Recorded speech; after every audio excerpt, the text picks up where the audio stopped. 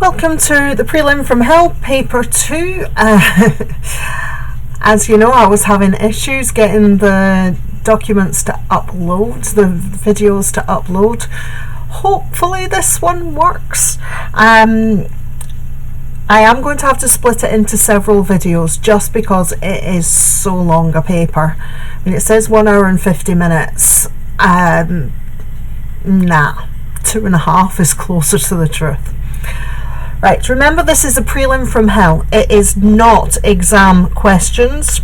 It's exam style questions, and these ones are all hard versions. They're also not in an order that would turn up in the exam. There are a lot of hard ones really early on, and there are very few what I would class as easy questions or easy marks. If you can complete this paper closed book, then you are going to get an A in the exam. That's my prediction for you. I would rather you use this as complete revision. Look at your books, research things, figure it out, and the answer sheets are all up in the Google Classroom. Yeah, they are not particularly helpful, which is why I'm going to make this walkthrough for you as well. Remember, there are always alternate methods for how you write your answers and how you lay out and work out your answers. You're just getting my method in this just for clarity of being able to go through it just once. If you want to check with me if your method's valid one, just contact me, see me in class, email me, whatever.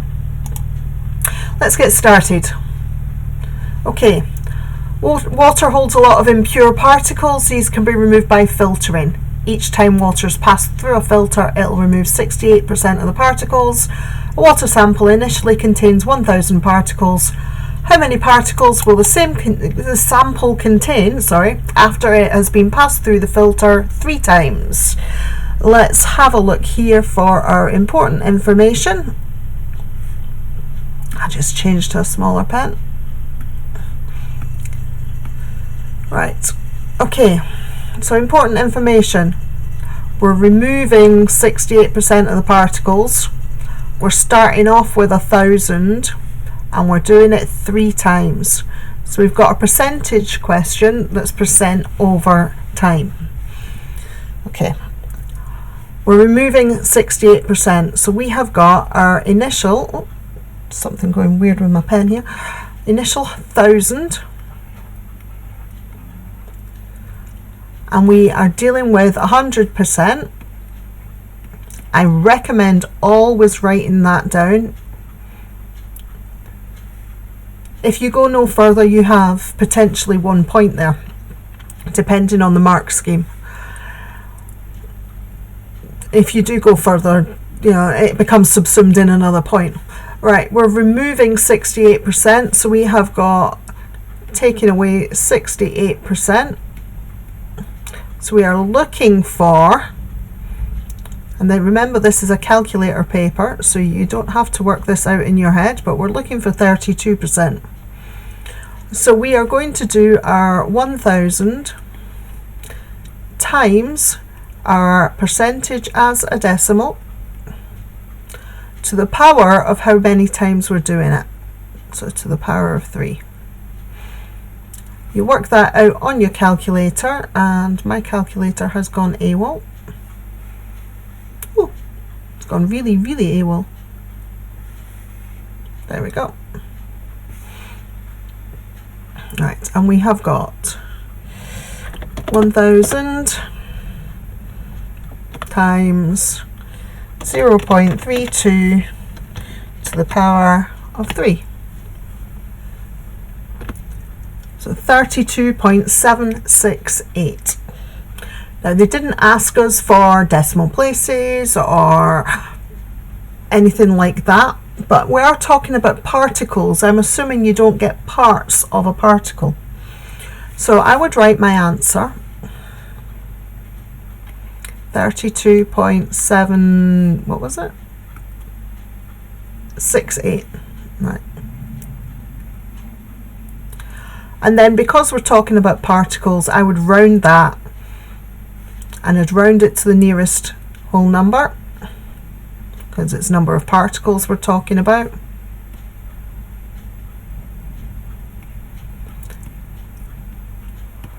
Writing my unrounded answer and then rounding correctly will make sure I cover any possible options for the mark scheme. Okay. Now this one.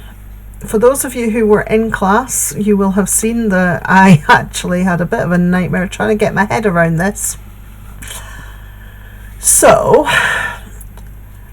January 1st, 2018 was the supermoon, and that was the moon at its closest to Earth. 6 months later, it was at its furthest away.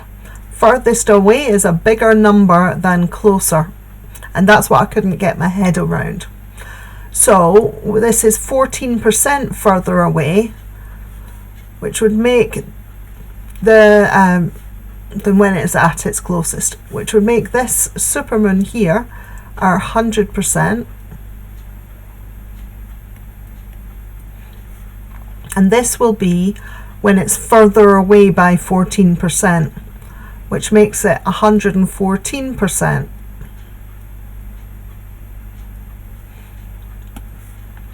Now what does that mean for working out our question?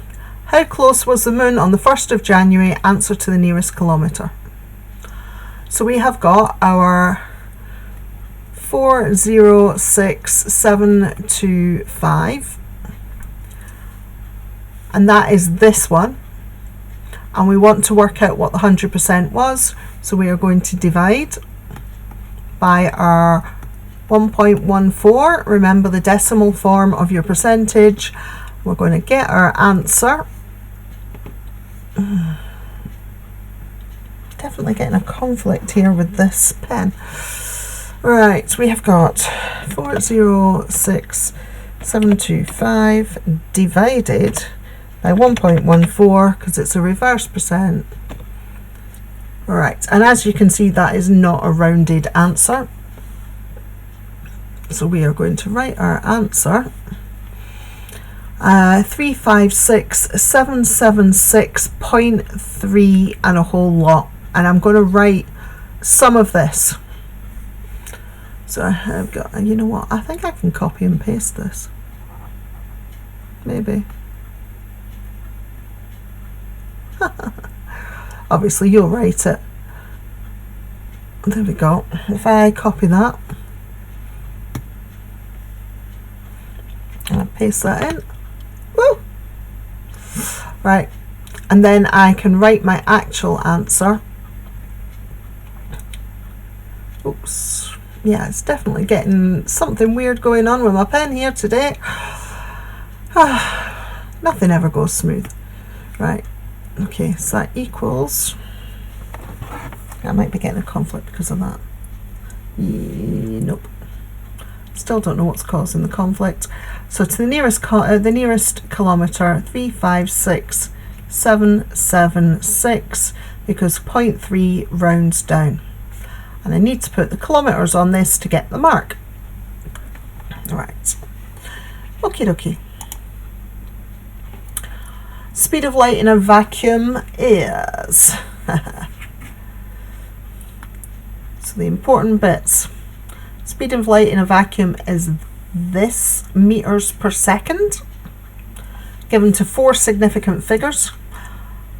To 4 significant figures, a normal year is this many seconds long.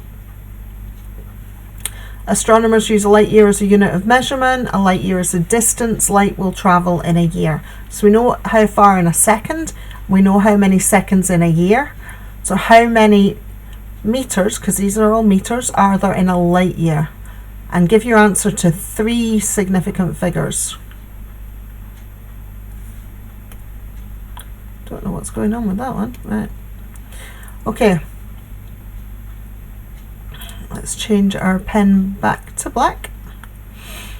So we have got 2.998 times 10 to the power 8, and that's 1 second. And we have got 3.154 times 10 to the power 7, lots of seconds. Now, if your calculator has a times 10 to the power x button, you can use that. If you're using a Casio, Casios are good at this. Remember, you don't write times and then you don't hit the times button and then press the 10 to the power button, because the 10 to the power button on the Casio has a times attached into it. If you try that, you'll get weird answers. If you're not using a Casio and you're not confident with that button, we have an alternate here. I can rearrange this like you can do with all algebra and therefore all numbers. So I can do my 2.998 times my 3.154, and then I can do my times my 10 to the 8 and times 10 to the 7.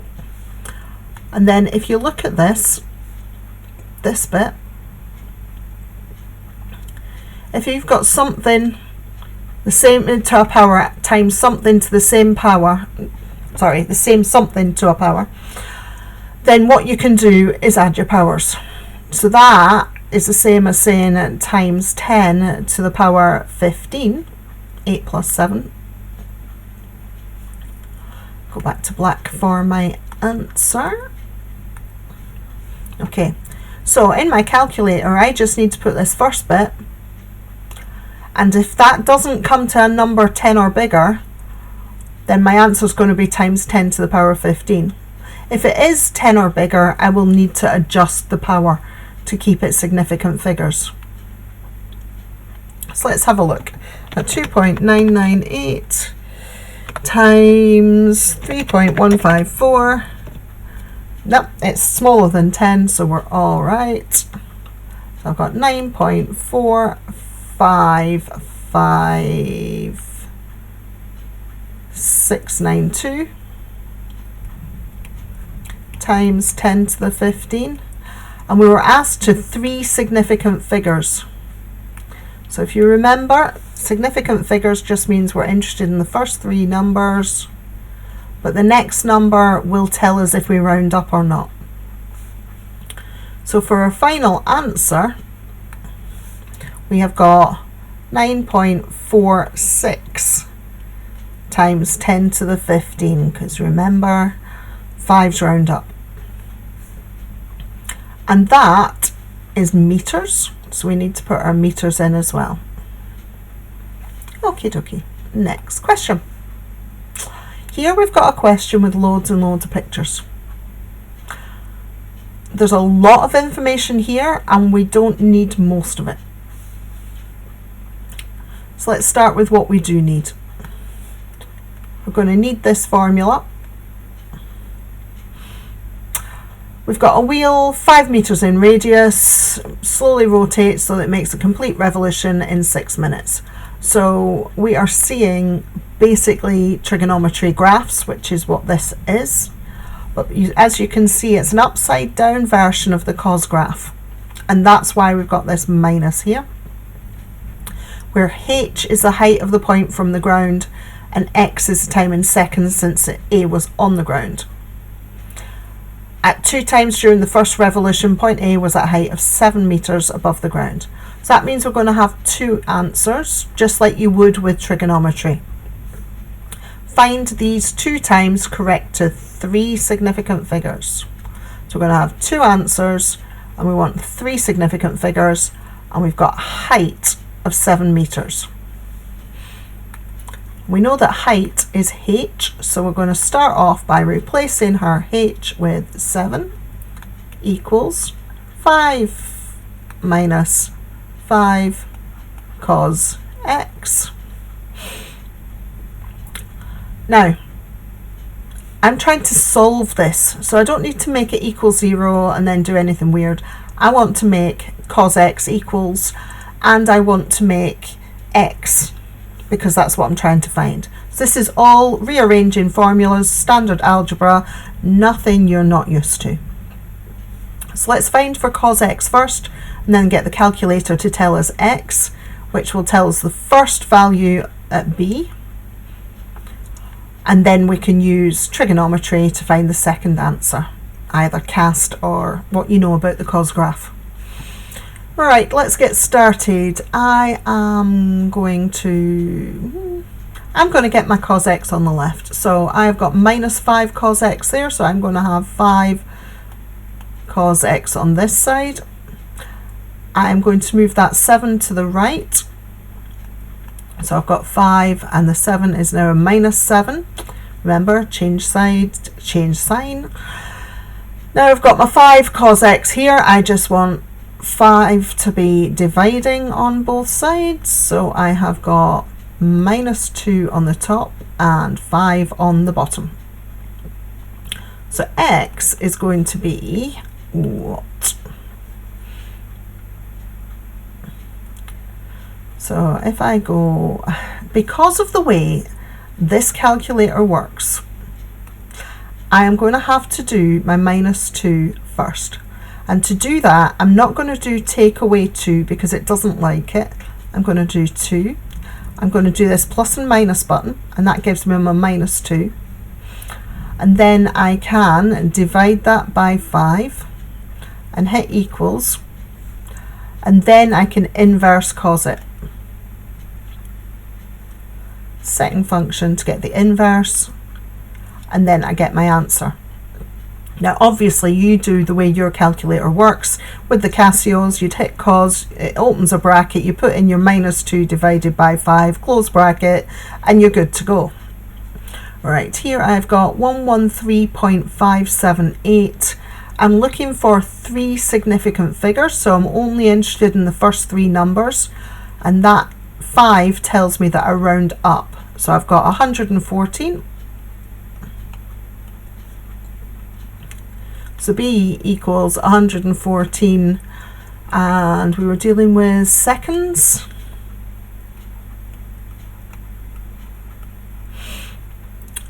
And then we can use cast.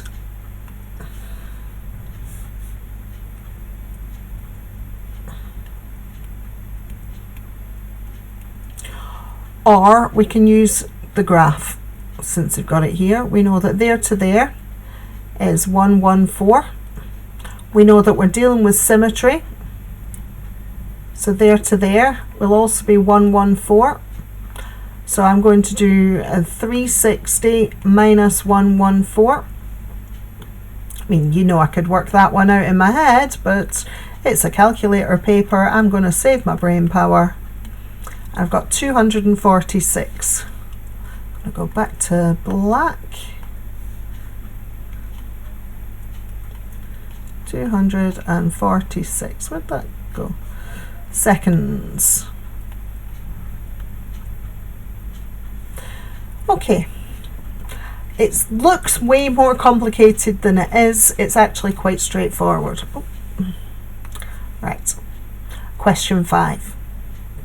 Here we've got a kite. Now normally when you get given a question with a diagram like this, they're expecting you to know that that and that are identical, that the triangles are perfectly congruent to each other, so that's also 5 and that's also 9. But we're just asked to calculate the length of the diagonal AC. What we've got here is this angle, 2 sides, so we've got a cosy angle, and we're looking for the longest side. That was a terrible line. So we are going to use the cosine rule. Okay, now we're using the cosine rule looking for a side, so we're going to do a squared equals. Alright, I'm going to, for the sake of making it easier for you, I'm going to write out the formula here. You have your formula sheet on the day, so you don't need to write this out. Although you can if you want to. Okay, so that's the formula we're going to use. Our a squared is AC, so we know that AC squared is going to be, and B and C are personal preference, it doesn't matter what way around you do them. So I've got 5 squared plus 9 squared minus 2 times 5 times 9 times the cos of 98. Now, I don't trust my calculator and I don't trust Casio's, so I would do this as two separate sums. 5 squared plus 9 squared, I know I've got 25 plus 81, and 2 times 5 is 10, times 9 is 90, cos 98. If you're completely comfortable with your calculator, it is possible to put this in one fell swoop. I would not. Just because I've seen 3 students sat next to each other trying to enter it all at the same time and come up with completely different answers. Right, let's start with, I have got 106 at the start. 106 minus, right, what is 90 cos 81? Cos 98, sorry. Right, my calculator requires me to put the angle in first, and I'm just doing the cos of this angle, and it's a minus, as you can see, times 90. So I get minus 12.5225.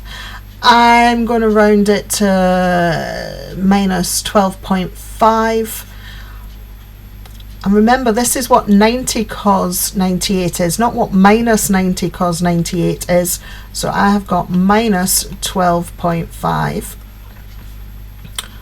So I have got 106 plus 12.5, so I have got 108.5. And we are dealing in centimetres, but that's squared, so I don't want my answer here yet.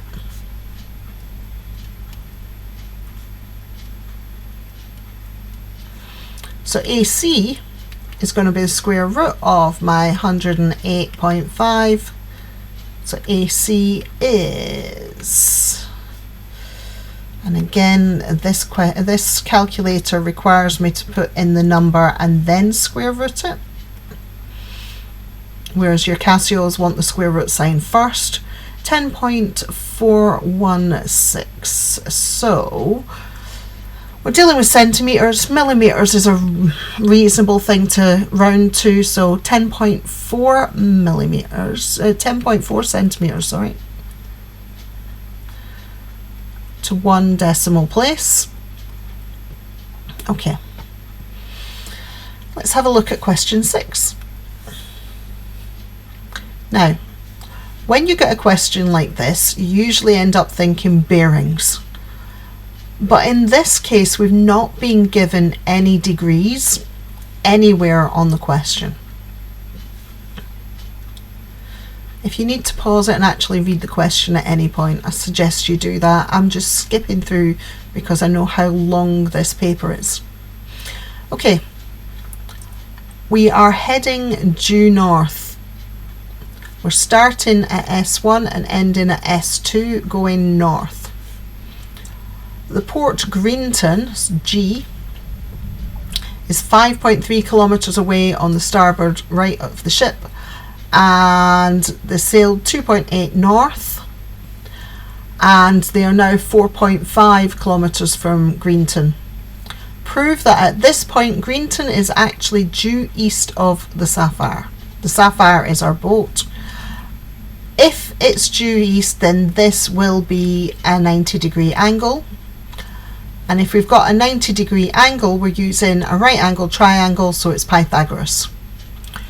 Or to prove, when you prove, you do not assume that they're the same. You work it out separately.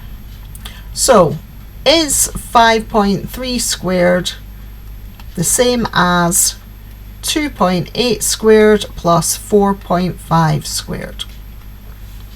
Let's see. So I've got 5.3 squared, 2809, and I have got 2.8 squared plus 4.5 squared is 28.09. They are the same. We've proven that they're the same, so we need to state it. I would say something like, by Pythagoras, remember, you're not being tested on your spelling or your handwriting, thankfully. By Pythagoras, Greenton is due east as right-angled. Or you could say it's a right-angled triangle, therefore it is due east. It's entirely up to you. You have shown you've used Pythagoras, so you don't need to state by Pythagoras, but it's good practice to do it. It's best practice. Okay, let's have a look at one more. Here we've got the function f, and we have to show that the function can never be equal to 0. What does this mean? Well, if you think about your function here, we've got a plus x squared, so we're looking at something that comes in like that. We know it crosses the y-axis at 45, and we're told that it never equals 0. So our x-axis is going to be underneath. It never crosses it, so it has no roots. So to show the function can never be equal to 0, we need to show that this has no roots. And to do that, we use b squared minus 4ac, otherwise known as our discriminant. So our b is 12. 12 squared is 144. And our x is 1. And our c is 45. So we've got 144 minus 4 times 5 is 180 times 1. So we have got minus 36. I'm just going to write nature of roots. Nature of roots. And we have got x is smaller than 0, therefore no real roots. And that covers everything we need to know, if you can read my writing. Right, express f of x in the form x plus a all squared plus b. They want that in completed square form. So remember, completed square form, we want a bracket that's squared minus something and then our add at the end from this plus 45.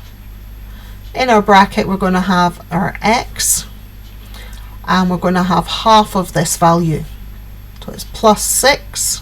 I'm going to take that away squared. Remember, that's our adjustment.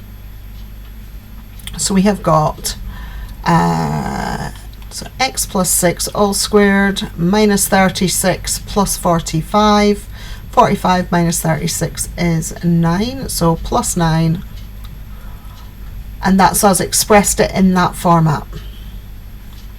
Hence, find the minimum value of fx. Okay, so what we've just done here is find the turning point.